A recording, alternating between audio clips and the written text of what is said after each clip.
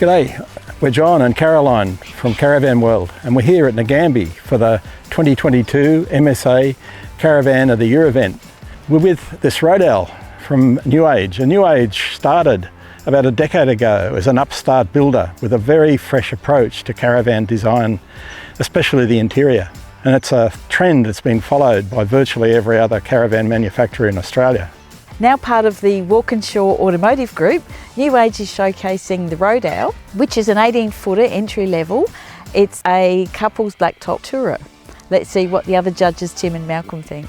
New Age brought their Rodale, the 18-footer, along this year. It's an interesting one because it's a very competitive bracket, and the Rodale sits in there against the likes of your Jayco, your New Age, your Design, your Essential. But I think actually it's not bad. And the reason why is because we know that New Age is a company with a huge amount of innovation in its chassis side, and it's got a very strong supply chain and production process, so it's quite a reliable and dependable kind of build. That's probably an important part of the buying process, you know, the fact that they really emphasise the safety and the research and development, you know, which makes it tow pretty well. We were actually using a Land Cruiser, of course, which is the vehicle to use for everything, but it's a bit of an overkill, but it's a very smooth tower.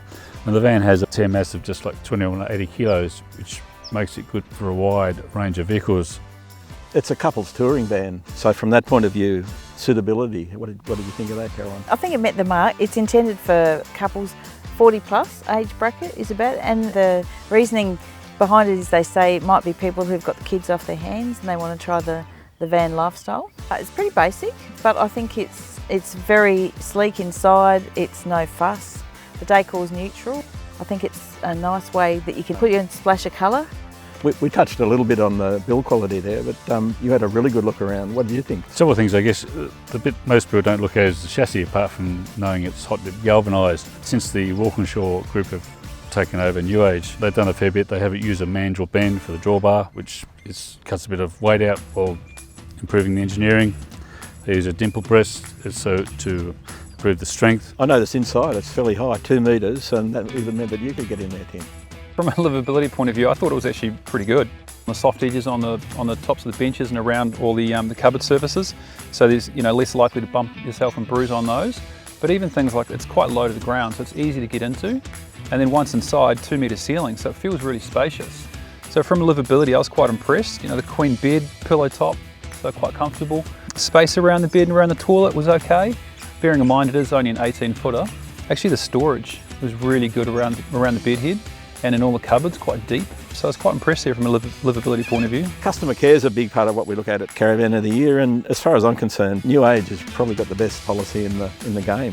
They've got 3 years from tow bar to bumper. Everything in the van is covered. It includes appliances, which is very unusual.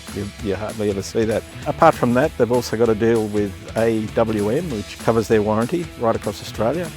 And they've even got an arrangement with them for having that van towed and a certain amount of accommodation if something goes wrong on the road. Self-Sufficiency was a bit of a funny one for this van. It is an on-road, sort of more caravan park oriented van, and it did have a 100 amp battery, which is a pretty good upgrade. And enough water, I think, to keep you out in the bush for a few days, 200 watts of solar.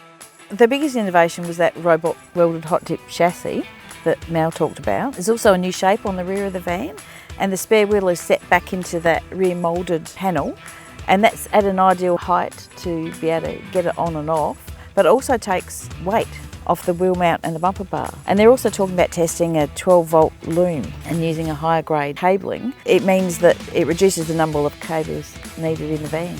Yeah, it's a challenging one for what is a mass market van or a very popular style of van to find things particularly innovative. But I do think it stands out for that payload and the places to store things for me in what is an entry-level van. Overall, we all really liked it pretty much. There was certainly nothing bad about it. I couldn't find anything bad about it. It's really quite a well-rounded sort of a van.